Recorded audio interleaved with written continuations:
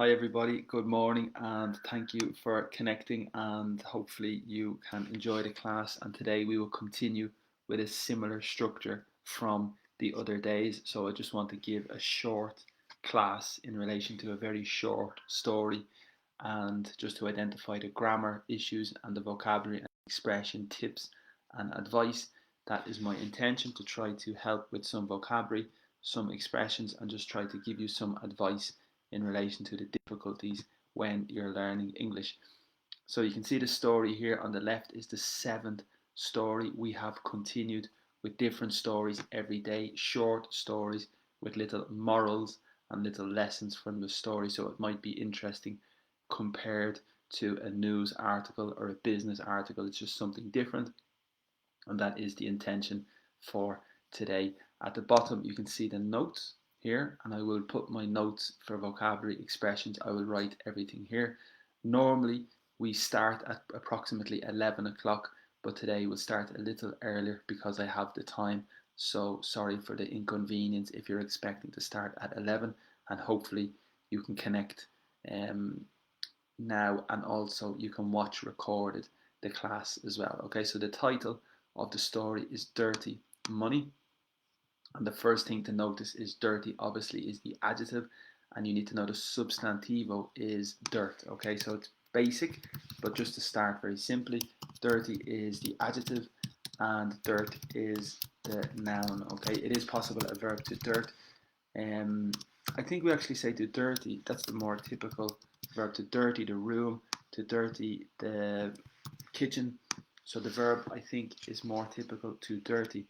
And definitely in conversation that's more typical, but they are the typical families of connections with the word dirt. Okay, there's lots of possibilities and lots of contexts with dirty. Um, and in this situation, dirty money is maybe money that is connected to some activity that is not maybe good and not maybe correct activity. So that's the context, I think. So just to explain the story, I will read the story and then I will analyze the vocabulary and I will show you the most important parts of the story. So, a well respected speaker began a seminar by showing an audience of 150 people a crisp $20 bill. He asked, "Who wants this $20 bill?" And all of the people, all 150 people, nodded. Difficult vocabulary. He said, "I'm going to give this money to someone, but first." Then he proceeded to crumple the bill up. Difficult vocabulary again. He asked the crowd again if anyone wanted it. All 150 hands went up in the air. The speaker then dropped the money on the floor and stomped all over it. Difficult vocabulary. He then raised it in the air to show the crowd. The money was filthy. The significance is difficult as well. Very, very dirty. And does anybody want it now? So every hand continued to say yes. Everybody said yes. Every hand went up. The speaker proceeded to tell the crowd that no matter what he did to ruin the money, people still wanted it because its value remained the same. It was still worth $20. Okay, so what's the moral of the story, or what is the lesson of the story in this section?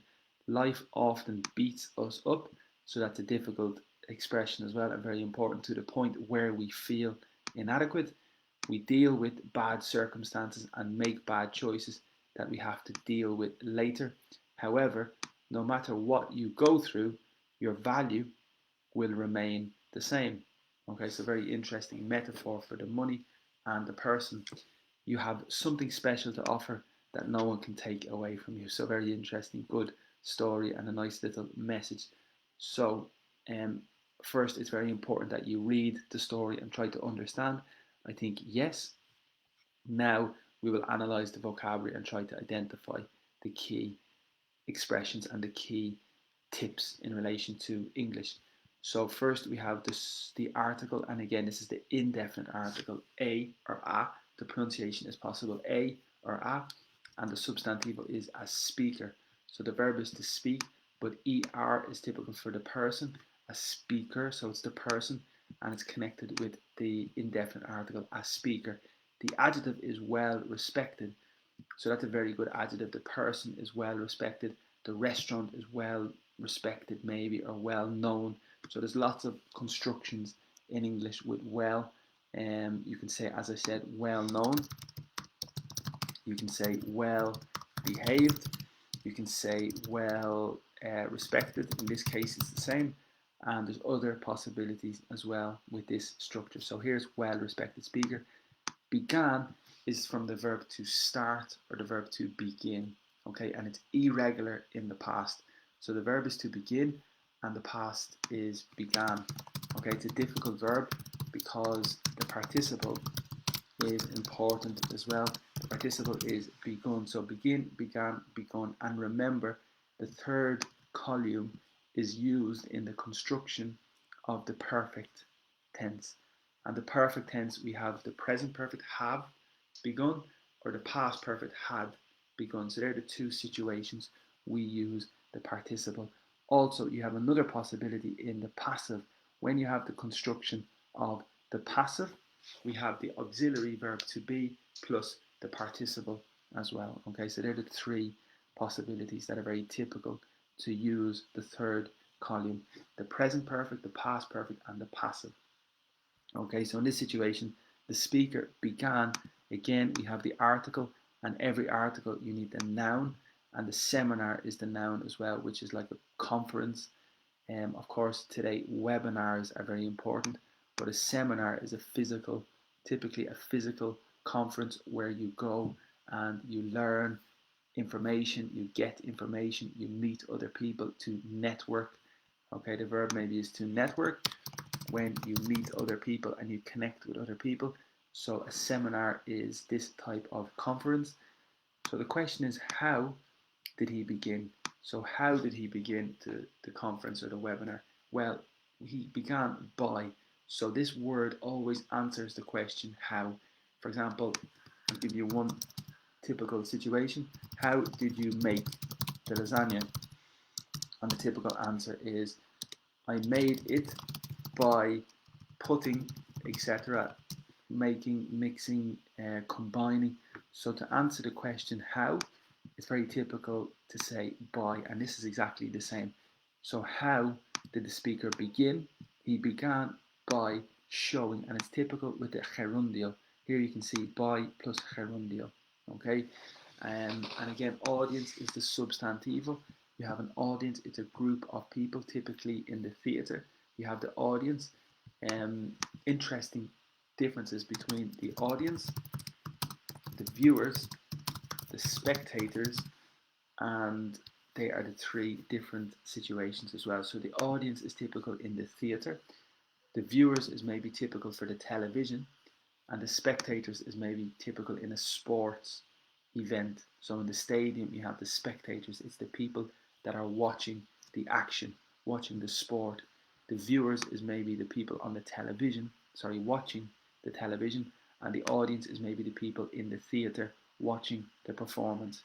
Okay, so here is the audience at the webinar or the seminar because they're watching the activity as well. Of 150 people, remember one person, singular, and it's more typical in the plural, two people. Okay, that's very, very important. Every day we say the same. So you have one person and two people, three people, four people. It is possible plural persons. You can say three persons, but it's more legal and it's more formal. Okay, so if you have three persons, it's more formal context situations and it's more legal situations as well. So normally it's one person, three people, three, four people, etc. Okay, again we have the indefinite article. It's connected to the noun a bill. So a bill is interesting because normally the bill is for electricity, it's for the oil, for the gas, you need to pay a bill. For electricity, to pay a bill, that's typical. But also it's possible with money. So if you have a €20 bill, this our £20 bill, the significance is a £20 note. Bill is more typical maybe in the United States. Okay, and a £20 note is maybe more typical in Ireland or in the UK. So that's a little bit interesting as well. So here it's related to the money, the note. The $20 bill is the same as a €20 note. Okay, it is possible as well to bill someone, and that means that you send an invoice. Maybe is the possibility to send an invoice is when you bill somebody, so you tell the client that it's necessary for them to pay this quantity of money, so you bill the person. Okay, you can say to foot the bill, and the significance is you cover the bill, you take responsibility, and you cover the bill. Okay, you pay for the bill, and that is very, very important for sure. So the foot the bill is interesting. Um, and I suppose we have other possibilities as well. To top the bill is typical in a concert or a sports event. If you have a bill, it's like the listing of the events. So at 8 o'clock you have the beginner, 9 o'clock you have the principal action, 10 o'clock you have another event. So the top the bill is the best moment, it's the maximum um, position, and it's the best position. So for example, Beyonce, she tops the bill. She's the most important singer, and the other singers play before Beyonce in the order. So to top the bill is possible as well. So there's a few more possibilities. But here we have the adjective crisp, which is very, very interesting. Um, Crisp as a substantivo is possible in Ireland for the food. You go to the shop and you buy a packet of crisps, okay? And the significance is a packet of the food, like a snack that is potato, but it's maybe a specific packet, because the confusion in the United States, the name for the packet of crisps in Ireland is a packet of chips in the United States, okay? But in Ireland, we say a bag of chips, and a bag of chips is potato that you put in the frying pan, so it's completely different. The form, so a bag of chips and a packet of crisps are completely different. So you just need to be a little bit careful. But the adjective is very, very good. A crisp £20 note. Okay, you can say your shirt is very crisp. That's very possible as well. And the adjective is like very strong, very firm. For example, if your shirt is very crisp, it's very good, not good quality, but very flat. Okay, and you have ironed, come up planchar, you have ironed your shirt, and after you iron, it's very crisp. So it's very good vocabulary. You can also say a crisp morning is the same sensation with the iron. When you iron the shirt, it's very crisp, and this is the same context for the weather in the morning. If it's very fresh and very impact, striking, maybe you can say a crisp morning as well. So it is very, very possible. Um, Again, the subject is he, the verb is to ask, and the past regular, he asked. Okay, quotations, who, and again we have the relative pronoun. So the relative pronoun is very important: who, which, that. Who wants, the verb to want, third person with the s. I want, you want, he wants, she wants. This $20 bill. This, remember the difference: this, that, these, and those. And in this situation, because it's here, it's this $20 bill.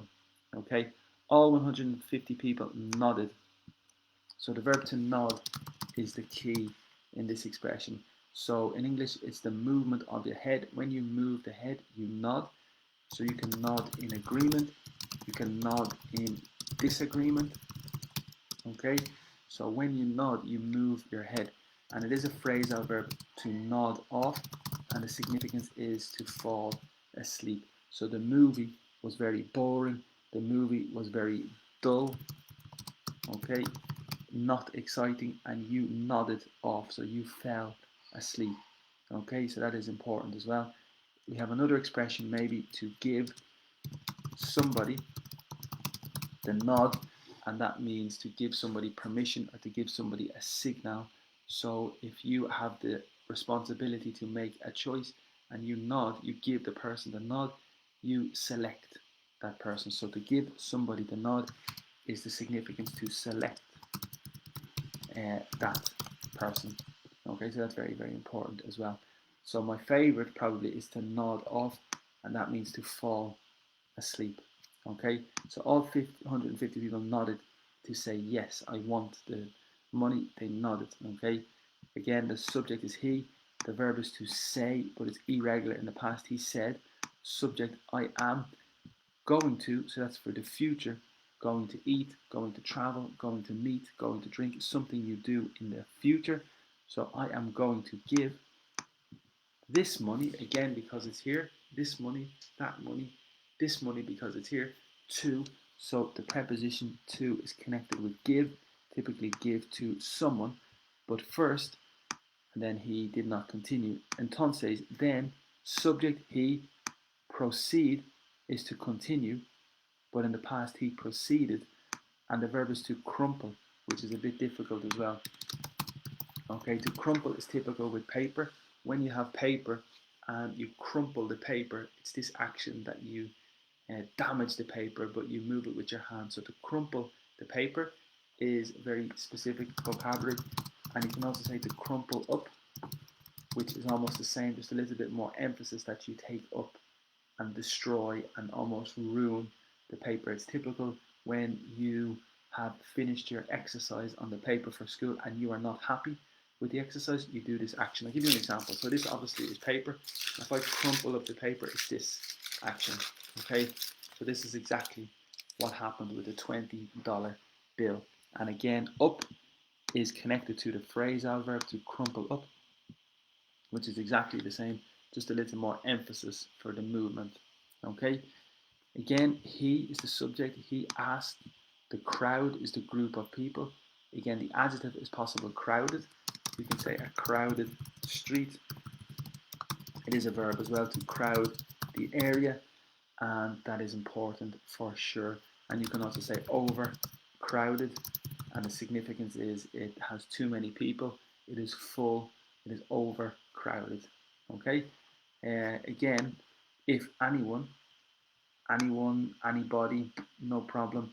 Someone, no real big difference. Anyone, someone, somebody, anybody wanted it, and it is related to the money and the note. Okay, all 150 hands went up.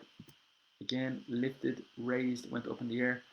The preposition for the air is normally in the air. Okay, the speaker again is the substantive. It's the subject, the person. Then is like related to the time after this action. Then drop is very important as well because we say the verb to drop, which is gotear, un poquito.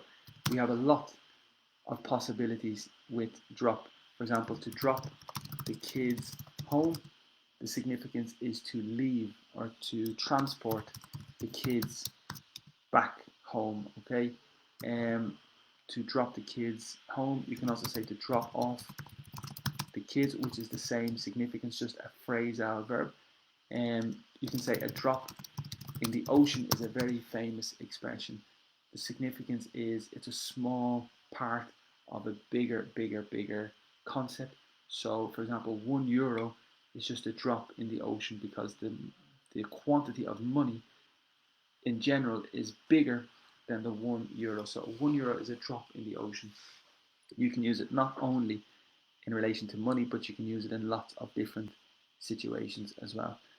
Okay, drop is typical with the preposition on. You drop the phone on the floor and stomped all over it. So that is very specific vocabulary. The verb is to stomp, and it's very similar to the verb to stand. Okay, or you can also say the verb to stamp. So the verb to stamp is connected to the envelope. So if you have the letter and you put a stamp, creo que es sello in español, or sella. So you have the little object and you put the stamp on the letter. But to stamp your feet is this action when you hit your feet on the ground. That is to stamp your feet, and stomp is almost the same. It's just less common. Stamp is more typical with this action because if you have a letter again and you have the ink or the tinta and you stamp, so stomp and stamp are very similar. And here the man, I think, stood or stamped on the note. Okay, so to make the note worse, to destroy the note all over means completely. Okay, the subject again, he, then is related to time. The next action, he then raised it. So it is related to the money, and the verb to raise is very, very important. It's like to lift. Okay, so to raise a child, you can raise a book, you can, so there's lots of possibilities. It's like to lift. Okay, you can raise a question, but to raise a child, the significance physically is to lift, but it's more metaphorical, to give food, to give love, to give money. You raise the child. And raise a question is to introduce the question. So you introduce the question to the meeting. In this situation, he lifted, come on, levantar, he lifted the money, again in the air, preposition, in the air, to show the crowd, the group of people. The money, subject, the verb to be in the past was, filthy is the adjective, very, very dirty. Okay, so filthy again is very, very dirty. Okay, and I think that was the title of the story, filthy or dirty money. Okay, but filthy is a little bit more, it's very, very dirty. Okay, so again, does anyone, does someone, does anybody want it, want the money now? Every hand, the verb to go went up, so every hand went up. Again, everybody wanted the money. And then the speaker proceeded, he continued to tell. So there is a very big difference between to tell and to say, because with say, we normally say to. So he said to the crowd, but he told directly. There's no preposition required. So you tell your friend, you tell your brother, you tell your sister, you tell me, I tell you, but you say something to this person.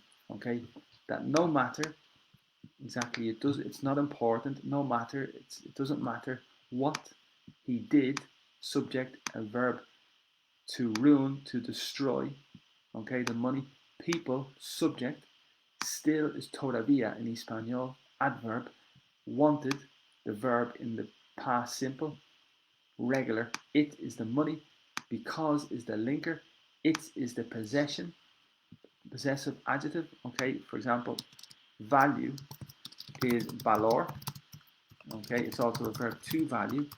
And here we say possessive adjective, my value, your value, his value, her value, etc., etc. That's the possessive adjective. And here it's its value, because money is not feminine and money is not masculine. So we put its here. Okay, and that's important as well. Remain is continue. It remained, it continued the same, it stayed the same. It was, so the subject is it, and it's the money. The verb is to be in the past, was. The adjective is worth, como valor, and the adverb here is still. Okay, the position of still is not too important here. It's possible to say still, it was worth €20. It's possible to say it still was worth €20. It's also possible to say it was worth €20 still. So we have 3 or 4 possibilities of the position of still. So don't worry too much about the position of still. Again, the moral, life often beats us up. Okay, so the verb to beat is como vencer, but also it's como batear. Okay, so if life, we have a phrase, a verb to beat up, and the significance is almost to destroy or to ruin or to really hurt or damage. So if somebody beats you up, it's like physical altercation, a physical fight, and it's not good. But it's possible a metaphor that life beats you up, so life moves you in different positions, life does a lot of damage to you. However, sin embargo, okay, beats you up to the point, to the level where relative pronoun, which, where, that, who, subject is we, the verb is feel in the present. Inadequate is the negative because it's in, and sometimes the prefixes are irregular, but in this situation it's inadequate, so we feel not adequate. We deal with, we cope with, okay, we manage, we deal with, we cope with, we manage bad circumstances and make bad choices, plural. That, this is to introduce a new clause. We have to, obligation, we must deal with, manage, organize later.